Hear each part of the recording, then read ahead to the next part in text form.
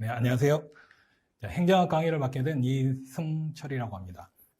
우선 행정학의 기본적인 구성 체계와 시험이 어떻게 나오는지, 또 공부를 어떻게 해야 될지 간략하게 안내를 해드리도록 하겠습니다.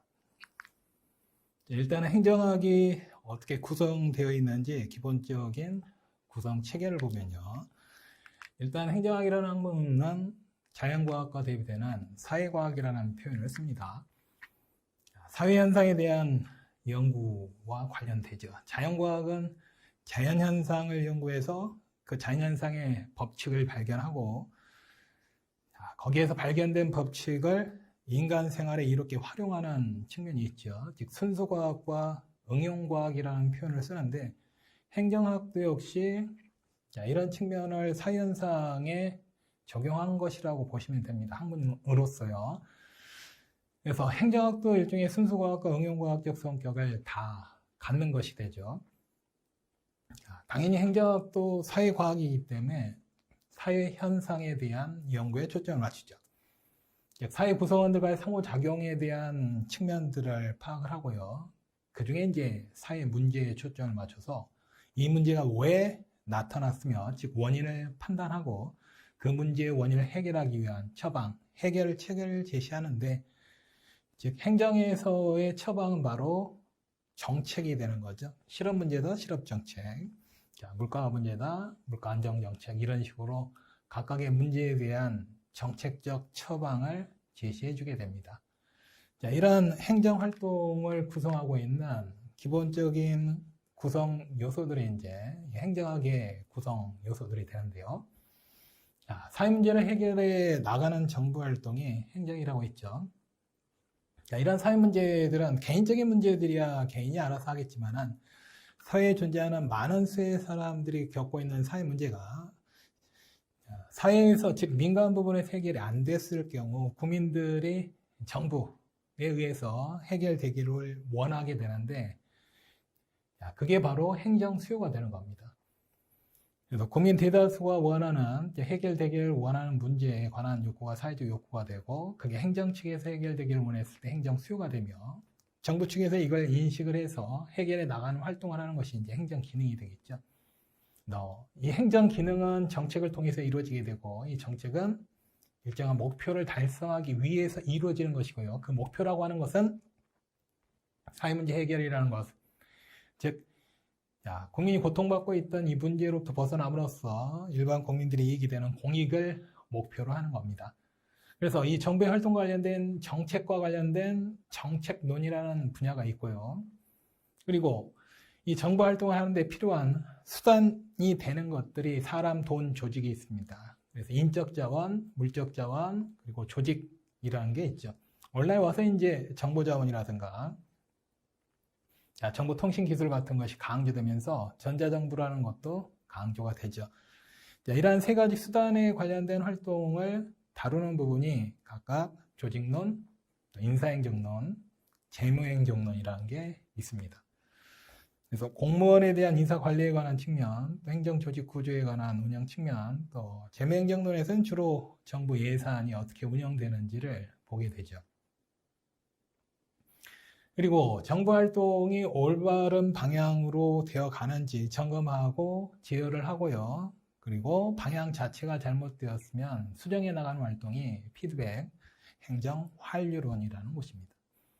즉 정부 활동을 통해서 국민들에게 이루어진 내용들이 제대로 이루어졌는지를 점검해서 다시 고쳐 나가는 거죠. 그래서 행정 활동에서 피드백이라는 환류라는 표현이 나오면 시정, 개선, 수정, 이런 의미로 보시면 됩니다.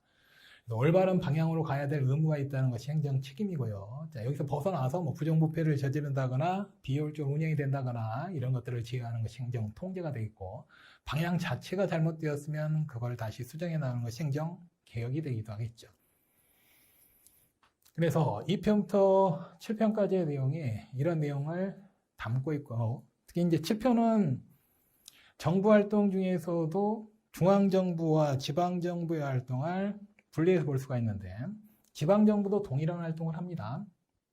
그 지역사회에서 지역 주민들이 원하는 행정 수요를 충족시켜 나가는 활동을 하고, 또 지방자치단체의 조직이 있겠고, 지방공무원이 있겠고, 지방정부 예산이 있겠죠. 또 지방정부의 정책도 있겠고요. 그래서 중앙정부 활동과 유사한 측면은 빼고요. 자, 지방정부에 있어서 중앙정부와 다른 측면이 있겠죠. 즉, 자치권이라는 것이 보장이 되면서 또 자주재정이라는 것이 인정이 되고, 이런 측면이 있다 보니까 중앙정부와 다른 자치권이 인정되는 지방자치단체 활동을 따로 빼서 다루는 부분이 지방행정론이라는 게 되게 됩니다. 그리고 1편에서 다루게 되는 부분은 행정이 무엇이냐라는 것과 행정학이 뭐냐라는 걸 보게 되는데, 행정이 무엇이냐라는 그 본질을 파악하기 위해서 행정의 특징이나 수요나 기능, 변수, 과정, 문화, 가치 이런 것 등에 대해서 각각의 개념이나 변화, 내용들을 보게 됩니다. 또 행정학이 뭐냐라고 하는 거에 대해서 행정학 이론의 발달사를 미국에서의 이론 전개 과정을 토대로 해서 보게 됩니다. 행정학은 미국에서 출발해서 성립 발전을 했다고 봅니다. 일반적으로. 역사가 오래된 학문도 아니고 19세기 말에 시작한 학문으로서요. 그래서 미국에서 시작해 오늘날에 이르기까지 이론들이 어떻게 전개되어 왔는지를 보게 될 거라는 거죠. 그래서 전체적인 구성 체계는 이렇게 구성이 되게 됩니다. 자, 그리고 여러분들이 이제 행정학 시험을 치르게 되면 시험의 출제 방식들이 이제 있는데, 물론 이제 출제 행정학이 객관식 문제로 출제되는 시험이 국가직, 지방직 7급이 있습니다만은, 그 외에도 여러 시험들이 있습니다.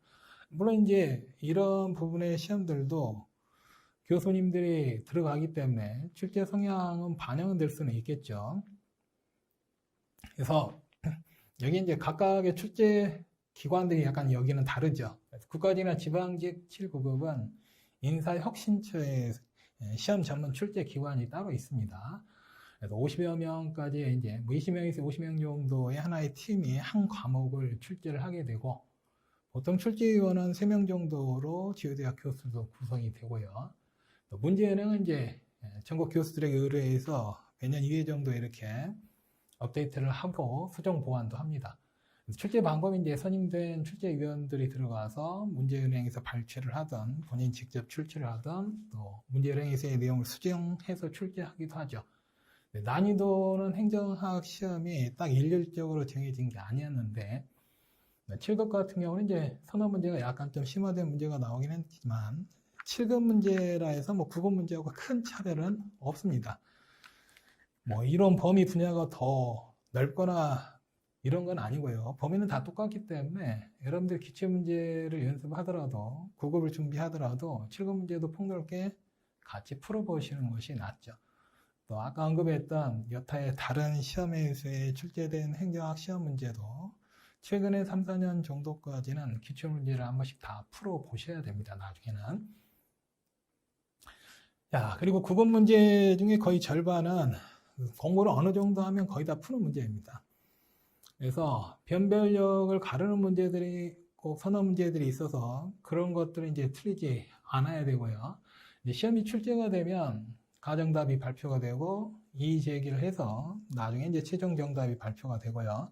물론 이제 최종 정답에도 불응을 하면 행정소송은 제기할 수는 있지만은 자기가 그 문제를 맞췄을 때 합격할 수 있어야지만 소제기가 가능하기 때문에, 자, 어찌됐든 요 상황까지 가지 않고 충분히 합격할 수 있는 점수에 이르러야겠죠. 그래서 행정학 시험은 일단 100점을 맞아야겠다라는 생각으로 공부를 하시는 게 좋고, 또 양이 너무 방대하다 보니까 이것저것 너무 지엽적이고 세부적인 것에 빠져들게 되면 해야 될 게 너무 많아집니다. 그래서 기출문제를 봐야 되는 거는 그 기출문제를 보다 보면은 교수들의 성향이 어떤 식의 문제에 대해서 관심을 갖고 더 많이 출제하는지를 파악하기 위해서인 것이고요. 자, 그래서 초점을 좀 잘 맞춰서 집중적으로 좀 봐야 될 부분은 더 자세히 보셔야 되죠. 그리고 아주 세부적이고 어려운 문제를 하나 더 맞는 것보다는 쉬운 문제를 틀리지 않는 게 중요합니다. 남들 틀리지 않는 것을 나도 안 틀려야 기본적인 점수를 얻을 수 있는 것이 되고요. 그리고 지금까지는 행정학이 선택 과목이었기 때문에 난이도 조절상 다른 선택 과목과의 난이도를 맞추기 위해서 아주 어렵게 내거나 하는 경우가 없었습니다만은 내년부터는 이제 필수 과목, 즉 2022년부터는 필수 과목화 되기 때문에 난이도는 얼마든지 조절할 수 있고요. 또 시험에서 차지하는 비중도 100점 그대로 들어가죠. 조정 점수제가 아니기 때문에 이제. 그래서 행정학에서 어느 정도 점수를 따줘야 됩니다. 그래서 목표는 100점으로 잡고 하시되, 물론 이제 일부러 의도적으로 아주 어려운 문제는 한 문제나 두 문제 정도 낼 수는 있습니다. 공부를 해도 어차피 수험서에 안 나오는 내용이 어쩌다 한번 나오는 경우는 있지만 대부분 다 수험서에 표기가 돼 있는 문제들이 나오고, 또 변칙적인 게 나온다 하더라도 기존의 수험서에 있던 내용을 유추해서 생각해 보면 충분히 다 맞출 수 있는 문제들이 나옵니다.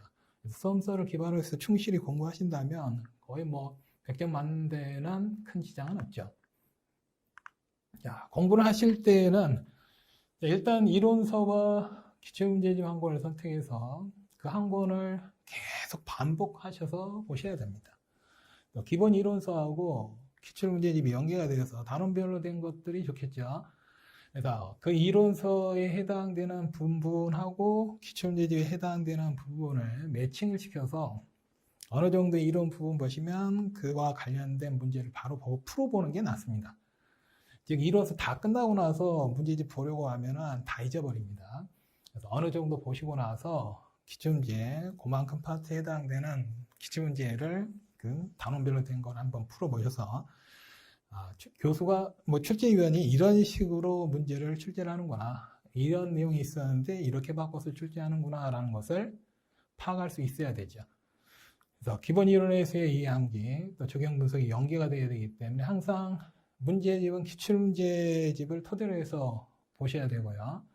또 몇 번 봐야 되느냐는 정해진 게 없습니다. 사람마다 기본적인 역량이나 이력이나 이런 게 차이가 있기 때문에 일단 시험 보러 갈 때까지는 아주 여러 번 반복해서 봐야 됩니다. 하지만 무턱대고 계속 읽고만 있을 게 아니라 반복이 될수록 양이 줄어들어야 되죠. 그래서 공부의 범위나 내용을 조절해서 여러 번 보게 되면 일부러 암기하려고 하지 않아도 익숙해지게 됩니다.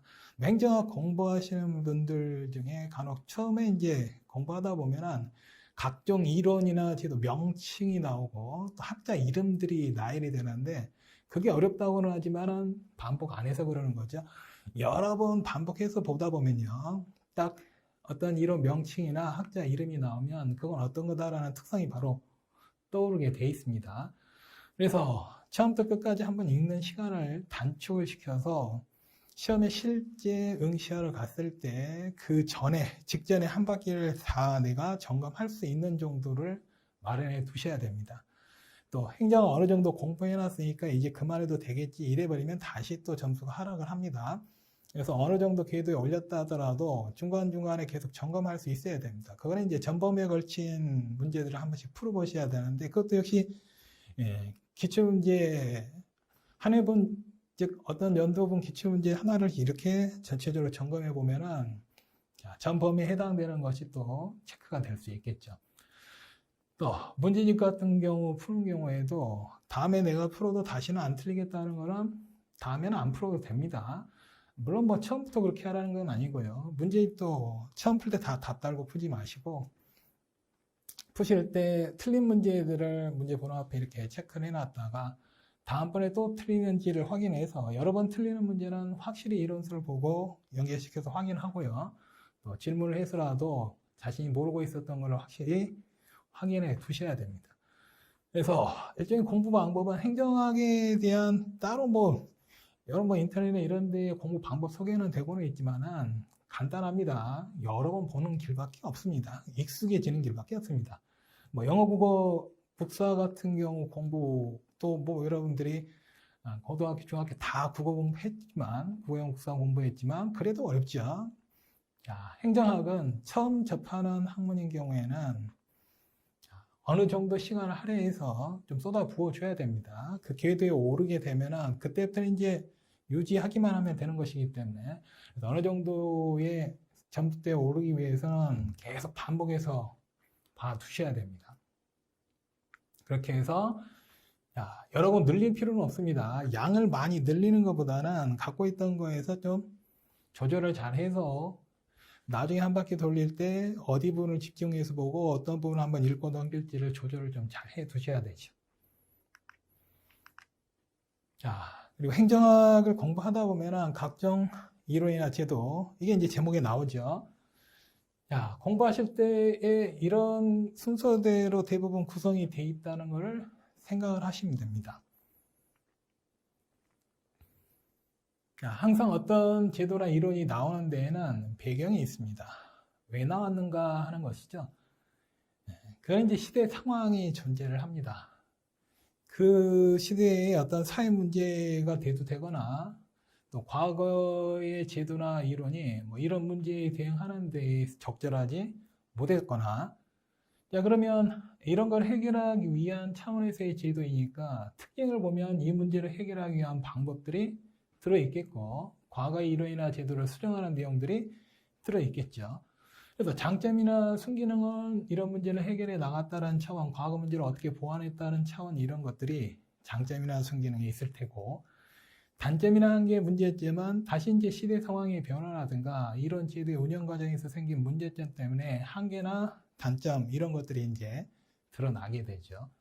그러면 다시 이게 배경이 되어서 이 이론이나 제도를 수정하게 되는 이론이나 제도들이 다시 나오게 되는 겁니다.